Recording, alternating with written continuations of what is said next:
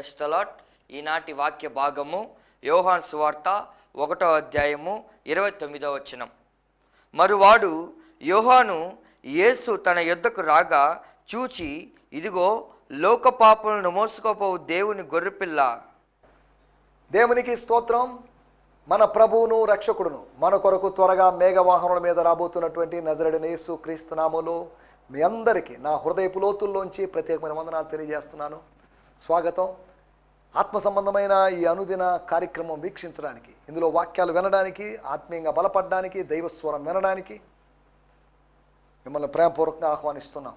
ఈ కార్యక్రమాల్ని మీరు ఆదరిస్తున్న విధానాన్ని బట్టి మీకు ప్రత్యేకమైన వందనాలు. ఎవరైనా ఈ కార్యక్రమాన్ని ఫస్ట్ టైం చూస్తున్నట్లయితే మీకు ప్రత్యేకమైన వందనాలు తెలియజేస్తున్నాను. మీరు ఇంకా దేవునిలో ఆత్మీయంగా ఎదగడానికి మా వంతు సహకారాన్ని అందించడానికి ప్రయత్నం చేస్తాం. అంటే దాని అర్థం మీరు ఇక నుంచి మా సంఘానికి రావాలని కాదు. మీ స్థానిక సంఘాన్ని మాత్రం దయచేసి వదిలిపెట్టద్దు. దశమ భాగాలు మీ స్థానిక సంఘానికి మాత్రమే చెందాలి.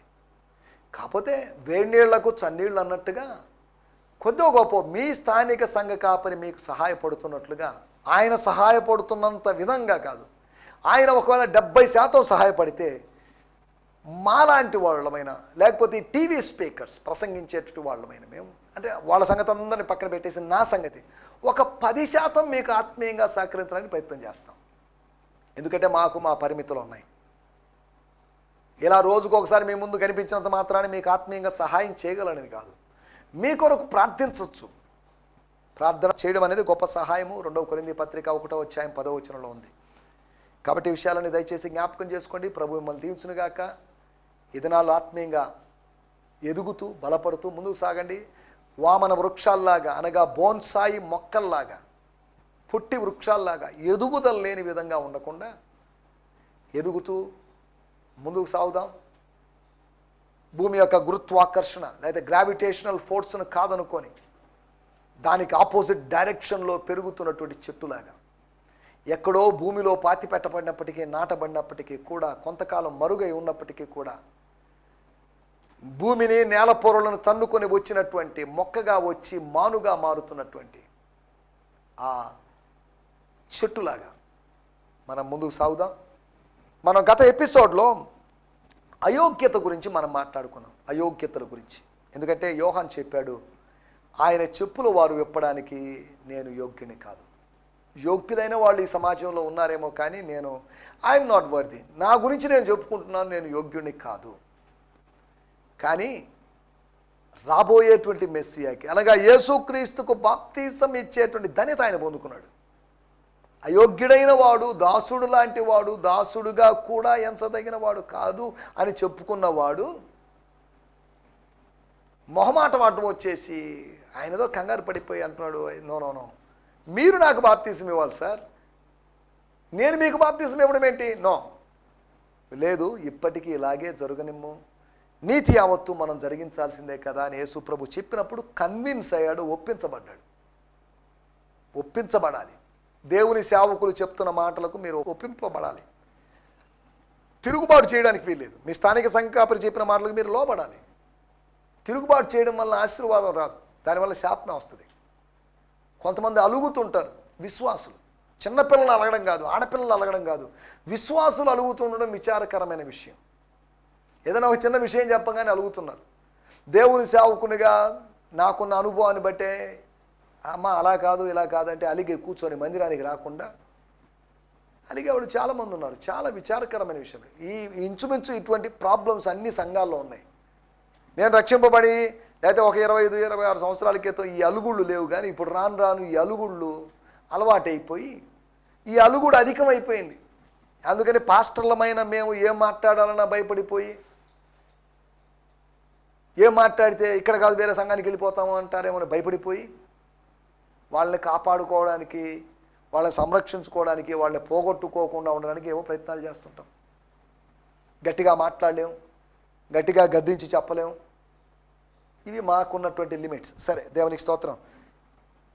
మీ ప్రార్థనా విషయాలు దయచేసి తప్పక తెలియజేయండి. గత ఎపిసోడ్లో, నిన్నటి ఎపిసోడ్లో మనం యోహాను యొక్క అయోగ్యతల గురించి, అనగా పని చేయడానికి యోహాను యొక్క అయోగ్యత, అంతేకాకుండా పొందుకోవడానికి యాకోబు యొక్క అయోగ్యత, పాలు పంపులు పొందడానికి మెఫీబోషెత్ యొక్క అయోగ్యత, పిలిపించుకోవడానికి తప్పిపోయిన కుమారుని అయోగ్యత అనేటువంటి 4 అయోగ్యతలు, అన్వర్దీనెస్ల గురించి మనం మాట్లాడుకుందాం. ఈ సమయంలో మనం ఒక వాక్య భాగాన్ని చదువుకుందాం.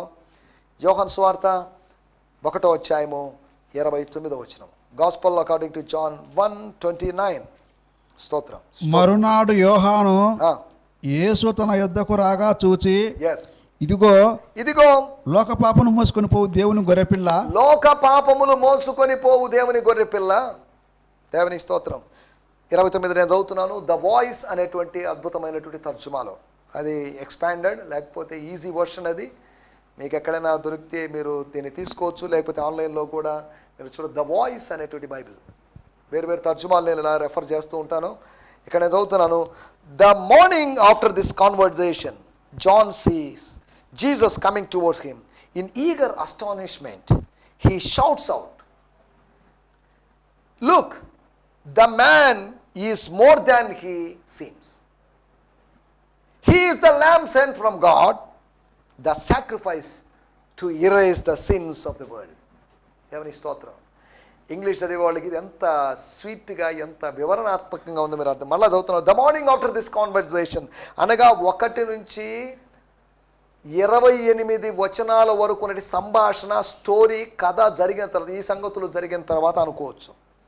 John sees Jesus coming towards him. తన దగ్గరికి వస్తున్నటువంటి యేసుని, అనగా బాప్తిజం తీసుకోవడానికి వస్తున్న యేసుని చూసి, ఇన్ ఈగర్ అస్టానిష్మెంట్ అనగా అత్యంత ఆశ్చర్యముతో లేకపోతే విస్మయముతో ఆయన అరిచాడంట. లుక్, హలో, చూడండి, నా దగ్గర బాప్తిజం తీసుకోవడానికి వచ్చినటువంటి శాస్త్రులారా, పరిసయ్యులారా, సద్దూకయ్యులారా, యూదులారా, అన్యజనులారా, చూడండి. లుక్, ఏం చూడాలి? దిస్ మ్యాన్, ఈ మనుష్యుడు నా వెనకాల వచ్చేవాడని చెప్పాను, చూశారు ఆయన. This man is more than he seems. ఈయన కనిపిస్తున్నాడే, కనిపిస్తున్న వ్యక్తి లాంటి వాడు. కనిపిస్తున్న దానికన్నా, ఇంతవరకు వినింది ఒక ఎత్తు అయితే, విన్నదానికన్నా చూసినప్పుడు అది వేరో విధంగా ఉంది. విన్నప్పుడు ఏదో తక్కువ అనుకున్నాం. He is something. మరలా చదువుతాను. This man is more than he seems. ఒకవేళ మెత్తగా కనిపించవచ్చు, నిదానంగా కనిపించవచ్చు, సాఫ్ట్గా కనిపించవచ్చు, కానీ he is different. He looks different, but he deals differently. సరే, ఏదేమన్నప్పటికీ దీంట్లో తర్వాత మాట, he is the lamb sent from God. He is the man sent from God అని కాదు. నేను దేవుని యొద్ద నుంచి పంపబడిన మనిషిని, కానీ దేవుని యొద్ద నుంచి పంపబడినటువంటి ఆయన గొర్రెపిల్ల, ఆయన మందలోని గొర్రెపిల్ల, పరలోకంలోని గొర్రెపిల్ల. పరలోకంలో గొర్రెపిల్ల ఏంటి అని దయచేసి అడగొద్దు.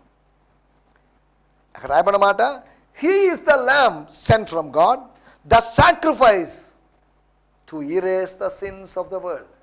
సర్వ ప్రపంచం యొక్క పాపాలను పరిహరించడానికి, అనగా పాపాలను చెరిపివేయడానికి, తుడిపివేయడానికి బలి అర్పణగా అర్పించబడబోతున్నటువంటి గొర్రెపిల్ల. జనాలకు అర్థం కాలేదు, ఏంటి పెద్ద స్టేట్మెంట్, ఎంత పెద్ద స్టేట్మెంట్ ఏంటి, ఏం మాట్లాడుతున్నాడు ఇతను? What this man is speaking. తిట్టడం మాత్రమే కాదు, ఇతనికి పొగడ్డం కూడా వచ్చనమాట. మమ్మల్ని సర్పసంతానం అని తిట్టాడే, ఇప్పుడు ఈయన్ని సర్పసంతానం అనడం లేదే, స్వర్గ సంతానం అంటున్నాడే. ఇదేంటిది?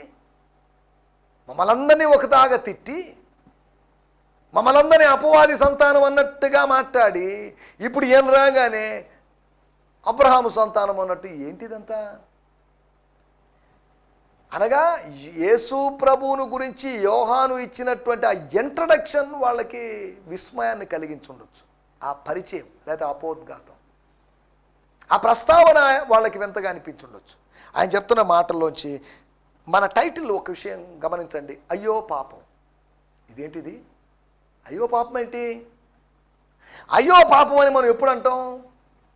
అయ్యో అనే మాటకి ఓ, లేకపోతే అలాస్, లేకపోతే ఇలాంటి మాటలు ఉపయోగించబడ్డాయి. అంటే దాని అర్థం ఏంటంటే, ఏదో భయముతో, ఆందోళనతో, అయ్యో పలానా అతనికి యాక్సిడెంట్ జరిగిందా, అయ్యో అతను చనిపోయాడా, అయ్యో అని ఒక సానుభూతితో కూడుకున్న మాట అది.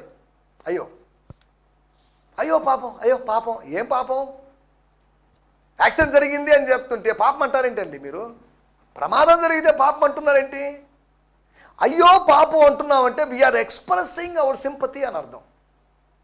సింపతి వ్యక్తం చేస్తున్నాం, సానుభూతి వ్యక్తం చేస్తున్నాం. అలా జరగకుండా ఉండాల్సిందండి, జరిగింది. ఏం చేద్దాం, వాట్ టు డూ? ఏ రోజుకైనా మనిషి చచ్చిపోవాల్సిందే కదా. ఇంకా మనం వేదాంతం స్టార్ట్ చేసేస్తాం. మనకు తెలియకుండా మనం ఆయా సందర్భాల్లో వేదాంతాలు మాట్లాడడం, వేదాంతాలు వల్లించడం మనకు ఒక అలవాటు.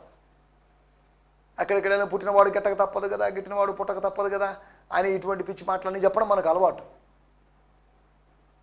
కానీ ఇక్కడ గమనించాల్సిన విషయం, అయ్యో పాపం అంటే పాపం పట్ల సానుభూతి కాదు, పాపము అనేటువంటి ఆ క్రియను గురించినట్టు సానుభూతి కాదు. కొద్దిగా టైటిల్ మనం జాగ్రత్తగా అర్థం చేసుకో. అయ్యో పాపం అంటున్నప్పుడు పాపానికి ఏదో జరిగింది, పాపం ఏమైంది, పాపము ఎలా బలహీనమైందో, పాపము ఎలా మృతమైందో. ఏంటండి పాపం మృతమైంది ఏంటండి, ఏం మాట్లాడుతున్నారు అని మీరు అంటారేమో. ఈ మాట బైబిల్లోనే ఉంది. రోమీలకు రాసిన పత్రిక 7వ అధ్యాయంలో ఉన్న మాటని యథాతథంగా వాడాను. అప్పుడు పాపమునకు మరలా జీవము వచ్చెను అంటాడు పౌలు గారు. ఇదేంటండి పాపానికి జీవం రావడం ఏంటి? పాపానికి జీవము మరణం, పాపం ఎప్పుడు పుడుతుంది, పాపం ఎప్పుడు చస్తుంది? ఈ అక్షరార్థంగా మనం ఆలోచించడం లేదు, ఆత్మీయంగా మనం ఆలోచిస్తున్నాం. పౌలు యొక్క పాయింట్ ఏంటంటే పాపం జరిగింది అని చెప్పడానికి పాపానికి మరలా జీవం వచ్చింది అని అన్నాడు. పాపము పరిహారం జరిగింది, పాప క్షమాపణ జరిగింది అనుకోండి, దాన్ని ఉద్దేశించి పాపము చనిపోయింది అంటున్నాడు. పాపం దృశ్యమైంది, అదృశ్యమైంది. ఇక్కడ అయ్యో పాపం అనే మన టైటిల్ని మనం కొద్దిగా ఆలోచిస్తే, యోహాను 1:29 ఏంటి, అయ్యో పాపం ఏంటి? యోహాను 1:29 పాపాన్ని గురించి మాట్లాడడం లేదు, పాపాన్ని మోసుకు వెళ్తున్నటువంటి, తీసుకుపోతున్నటువంటి, లిఫ్ట్ చేసినటువంటి ఒక వ్యక్తిని గురించి చెప్తుంది కదా. మీరేంటిది పాపాన్ని ఇక్కడ హైలైట్ చేస్తున్నారు? పాపాన్ని మనం ఇక్కడ హైలైట్ చేయడం లేదు, కానీ పాపం పట్ల దేవుడు ఎలా వ్యవహరించాడు అనేది మీకు జ్ఞాపకం చేయాలని ఆలోచిస్తున్నాను. అయ్యో పాపం, అయ్యో పాపం అన్నప్పుడల్లా ఈ 4 విధాలైన అనుభవాలు మీరు గుర్తు చేసుకోవాలని కాదు. అయ్యో పాపం అంటే ఏమంటే నెంబర్ 1, మొట్టమొదటి విషయము 29వ వచనంలో ఇక్కడ రాయబడి, లోక పాపములు మోసుకొని పోవు దేవుని గొర్రెపిల్ల. అనగా ఈ గొర్రెపిల్ల పాపాలన్నీ మోసుకొని పోతున్నాడు, పోతుంది కాదు మళ్ళీ. అదేంటది? ఇది గొర్రెపిల్ల కాదు, గొర్రెపిల్ల లాంటి యేసును ఉద్దేశించి యోహాను గారు మాట్లాడారు.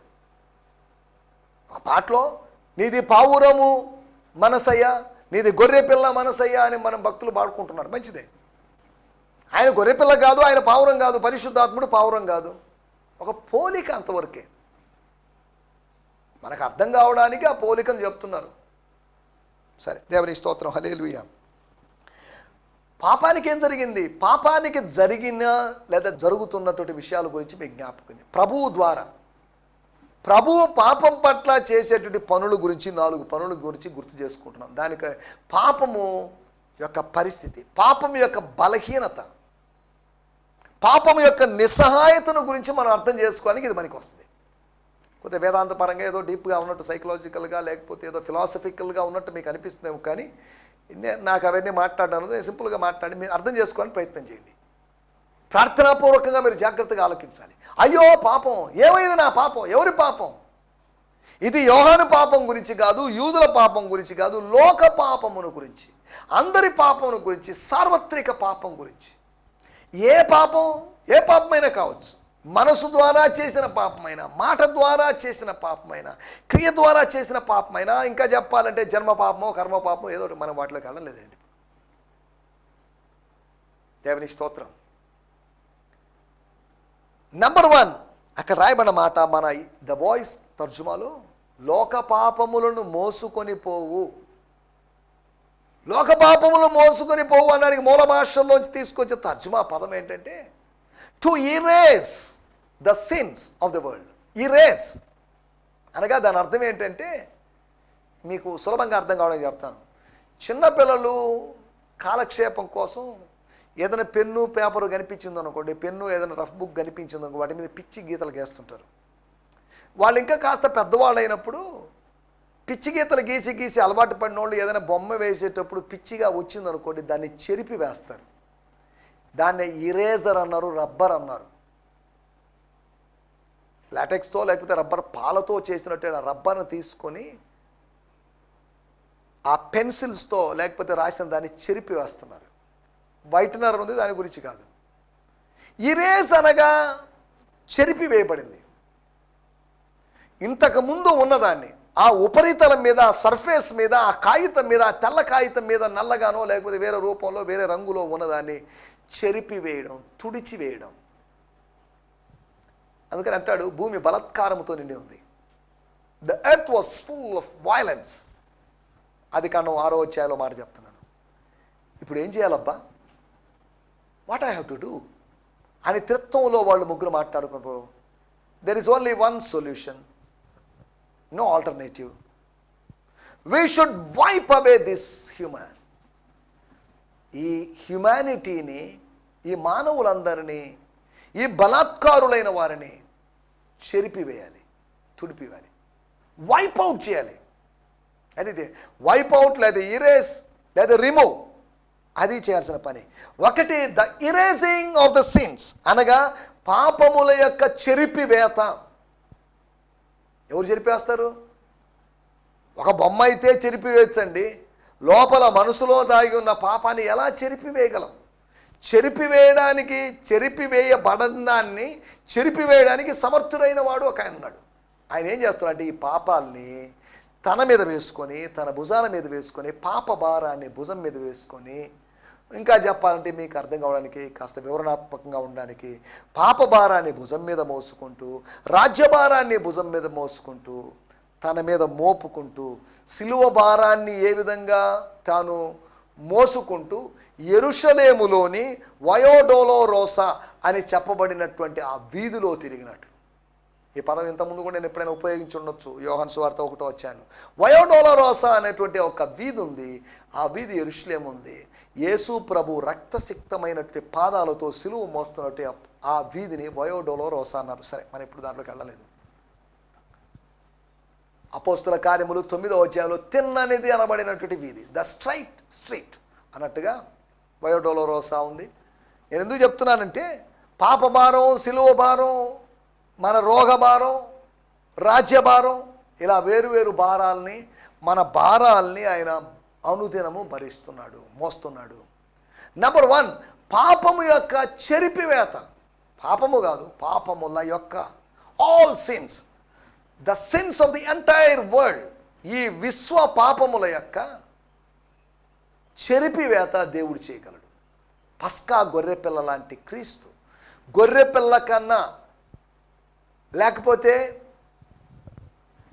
హేబేలు కన్నా అధికముగా పలికేటువంటి ప్రోక్షణ రక్తం. సరే, దేవునికి స్తోత్రం. నెంబర్ 1, మొట్టమొదటి విషయం మనం ఆలోచిస్తున్న విషయం చెరిపివేయును, చెరిపివేత, పాపముల చెరిపివేత. రెండో విషయము 1వ అధ్యాయము 5వ వచనము, యోహాను సువార్త 1వ అధ్యాయము 5వ వచనం. ఆ వెలుగు చీకటిలో ప్రకాశిస్తున్నది గాని చీకటి దాన్ని గ్రహింపకుంటెను. A light that thrives in the depths of darkness blazes through murky bottoms. It cannot and will not be quenched. అంటే దేవునికి స్తోత్రం. ఇక్కడ రాయబడిన మాట 5వ వచనంలో మనం చదువుకున్న మాట ఏంటంటే ఆ వెలుగు అనగా ఆ జీవపు వెలుగు అనగా మనుషులను వెలిగించేటువంటి వెలుగు అనగా వాక్యమైన వెలుగు ఏమని రాయబడింది? చీకటిలో ప్రకాశించుచున్నది, కానీ చీకటి దాన్ని గ్రహించలేదు. చీకటి వెలుగును గ్రహించలేదు, కానీ వెలుగు చీకటిని గ్రహించింది. మరలా చెప్తున్నాను, చీకటి వెలుగును గ్రహించలేదు, కానీ వెలుగు చీకటిని గ్రహించింది. వెలుగు చీకటి రెండు ఒకటి కాదు, వెలుగు వేరు, చీకటి వేరు. వెలుగును చీకటిని, చీకటిని వెలుగుని ఎంచుకుని వానికి శ్రమ అని యెషయా గ్రంథం 5వ అధ్యాయంలో రాయబడింది. ఏంటి గ్రహింపలేకపోయాను, గ్రహింపకుండెను? ఇంతకుముందు ఒక ఇంచుమించు ఒక 10, 20 లేదా 25, 30 ఎపిసోడ్ల క్రితం చెప్పినప్పుడు ఈ మాట నేను ఒక మాట ఉపయోగించాను. దాని అర్థం ఏంటంటే మూల భాషలో కెటెబాలన్ అనేటువంటి ఆ మాట యొక్క అర్థం ఏంటి అంటే గ్రహింపలేకపోయాను అంటే జయించలేకపోయాను అంటే దాని అర్థము చీకటి దానిని జయించలేకపోయాను. The darkness could not overcome it అంటే దాని అర్థం చీకటి అంటున్నప్పుడు పాపము అని. పాపము చీకటితో పోల్చబడింది, వెలుగు పరిశుద్ధత. దేవునికి స్తోత్రం, హల్లెలూయా. వెలుగు దేవుడు, చీకటి అపవాది. వెలుగు చీకటిని జయించింది, కానీ చీకటి మాత్రం వెలుగును జయించలేకపోయింది. తాను యేసు ప్రభువుని జయించాలని అనుకున్నాడేమో, కానీ ఆయన మడిమం పట్టుకున్నంత మాత్రాన పొంగిపోయి నేను గెలిచేసాను సక్సెస్ అనుకున్నాడేమో, కానీ యేసు ప్రభు వాని తలను చితక కొట్టినట్లుగా వ్యవహరించడం వల్ల ఆయన జయించాడు. ఇట్ ఈస్ ఫినిష్, టెటిలస్టాయ్, ఇట్స్ ఫినిష్, ఇట్స్ ఓవర్, అయిపోయింది. ఈ బ్యాటిల్ అయిపోయింది, ఈ యుద్ధం అయిపోయింది. యుద్ధం యెహోవాదే, యుద్ధము నన్ను పంపిన నా తండ్రిదే. యుద్ధం ఎవరితో? నాకు నేనే చేసుకుంటే అది యుద్ధం కాదు, అది పిచ్చితనం అంటారు. నన్ను నేనే పొడుచుకొని, నన్ను నేను రక్కొని, నన్ను నేను గీసుకొని కాదు. దేవుని స్తోత్రం. నాకు శత్రువు ఉన్నాడు, నాకు ప్రత్యర్థి ఉన్నాడు, అతనితో పోరాడుతున్నాను. అతను ఆయుధాలు ఉపయోగించవచ్చు, నేను ఆయుధాలు. ఏదేమైనప్పటికీ ఫైనల్ విజయం ఉన్నది. ఫైనల్ విజయము దేవునిది. ఫైనల్ విజయము దావీదుది, గొలియాతుది కాదు. ఫైనల్ విజయము గిద్యోనుది, మిద్యానీయులది కాదు. దేవునికి స్తోత్రం, హల్లెలూయా.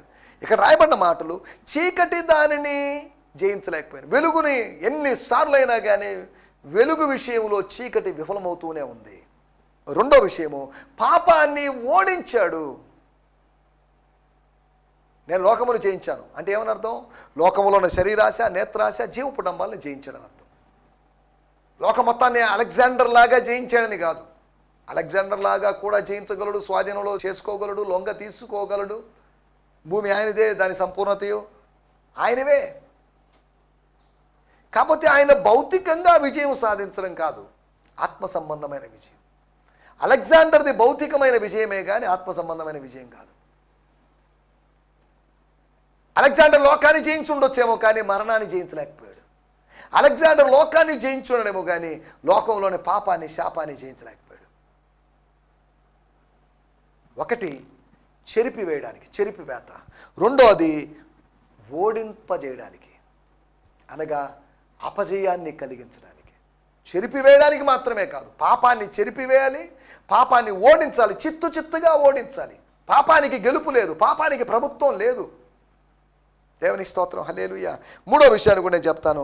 1వ అధ్యాయము 9వ వచనం, యోహాను సువార్త 1వ అధ్యాయము 9వ వచనం. నిజమైన వెలుగు ఉండెను, నిజమైన వెలుగు ఉండెను, అది లోకంలోనికి వచ్చుచు the true light who shines upon the heart of everyone.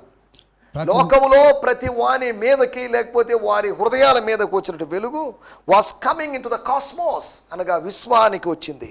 దేవునికి స్తోత్రం, హల్లెలూయా. అనగా వెలుగు వచ్చింది అనుకోండి, ఇక అక్కడ చీకటి లేదు. చీకటి ఏమైంది? అప్పటిదాకా అలుముకున్నటువంటి, స్థిరపరచబడినటువంటి, వ్యాపించినటువంటి చీకటి ఏమైంది? మీరు ఉంటున్నట్టు గదిలో లైట్లన్నీ ఆపేశారు, చీకటి ఏర్పడింది. మళ్ళా ఆన్ చేశారు, వెలుతురు వచ్చేసింది. వెలుతురు వచ్చినప్పుడు చీకటి లేదు. చీకటి, వెలుతురు కలిసి ఉండలేవు. ఇవి రెండు వేరు వేరు బొమ్మ బొరుసులు లాంటివే కావచ్చు, కానీ వెలుగు, చీకటి కలిసి కాపురం ఉండలేవు.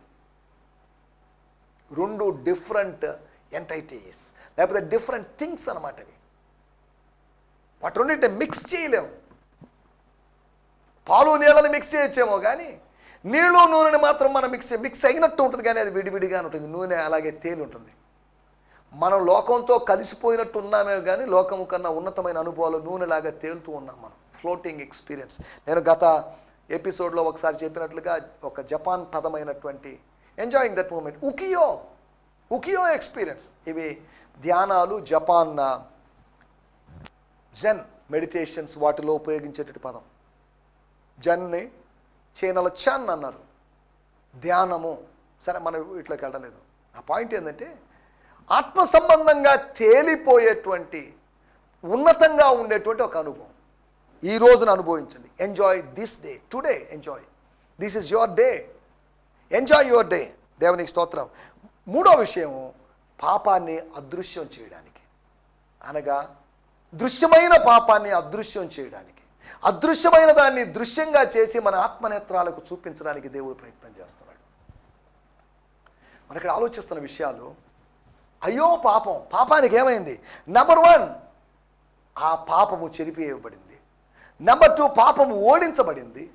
నెంబర్ 3, పాపము అదృశ్యమైపోయింది, అంటే మాయమైపోయింది. It disappeared, it's no more. దేవుని స్తోత్రం. ఆర్ఐపి అన్నట్టుగా పాపానికి ఆర్ఐపి, రెస్ట్ ఇన్ పీస్ పాప. ఇంతకుముందు ఉన్నావు నా జీవితంలో బాప్తిజానికి ముందు, ఇప్పుడు లేవు. దేవుని స్తోత్రం. ఇంతకుముందు పరిశుద్ధతకు ఆర్ఐపి, ఇప్పుడు పాపానికి ఆర్ఐపి. 4వ విషయం కూడా నేను చెప్పి ముగించేస్తాను. 1వ అధ్యాయము 36వ వచనం. స్తోత్రం స్తోత్రం స్తోత్రం. అతడు నడుచుచున్న యేసు వైపు చూచి ఇదిగో దేవుని గొర్రె పిల్ల అని చెప్పాను. దేవుని స్తోత్రం. హల్లెలూయా. నేను చదువుతున్నాను 35, 36 ఇంగ్లీష్లో కలిసిన. The day after John saw him again as he was visiting with his 2 of his disciples. As Jesus walked by, he announced again, do you see him? This man is the Lamb of God, God's sacrifice to cleanse our sins. Cleanse, erase, cleanse, overcoming, disappearing. అనగా 4 అనుభవాలు పాపం విషయంలో.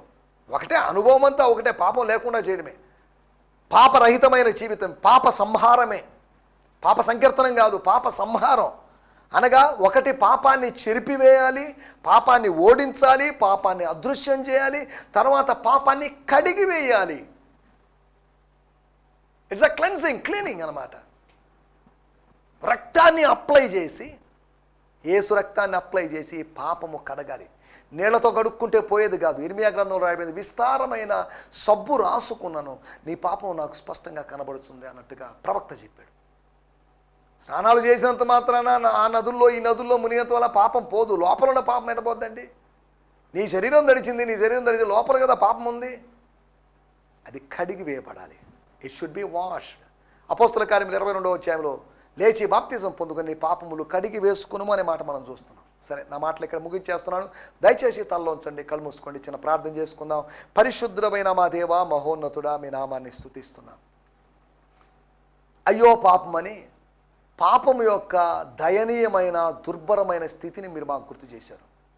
పాపము ఏలుతుంది, పాపము రాజుగా వ్యవహరిస్తుంది, పాపం పెత్తనం చేస్తుంది. అయినప్పటికీ ప్రభువా, మిమ్మును బట్టి పాపం యొక్క 4 స్థితుల గురించి, పాపము చెరిపివేయబడ్డం, పాపము ఓడించబడ్డం, పాపము అదృశ్యం కావడం, అంతేకాకుండా పాపము కడిగి వేయబడ్డం అనేటువంటి అనుభవాలు మీరు మాకు గుర్తు చేశారు. వీటన్నిటి బట్టి మీకు వందనం చెల్లిస్తున్నాం. మా జీవితాల్లో పాపానికి అవకాశం ఉండకూడదు. సిన్ నో మోర్ అన్నట్టుగా, ఇక మీదట పాపము చేయవద్దు అన్నట్టుగా, పాపులుగా కాకుండా పరిశుద్ధులుగా జీవిస్తూ మీ సన్నిధిలో ముందుకు సాగుతూ సాయం చేయమని సకల ఘనత, మహిమ, ప్రభావాలు మీకే ఆరోపిస్తూ మా ప్రభువును ప్రియరక్షకుడైనటువంటి యేసుక్రీస్తు నామములోనే ప్రార్థించడుగుతున్నాం పరమ తండ్రి. ఆమేన్, ఆమేన్. దేవుని స్తోత్రం. హల్లెలూయా. మీ అందరికీ ప్రత్యేకమైన వందనాలు. ఈ సందేశము మీకు ఆశీర్వాదకరంగా ఉందని నమ్ముచున్నాము. ప్రార్థన అవసరతల కొరకు మమ్మల్ని సంప్రదించవలసిన మా చిరునామా గిద్యోన్ మిషన్ చర్చ్, 6వ వీధి, శాంతినగర్, నెల్లూరు 4, ఆంధ్రప్రదేశ్.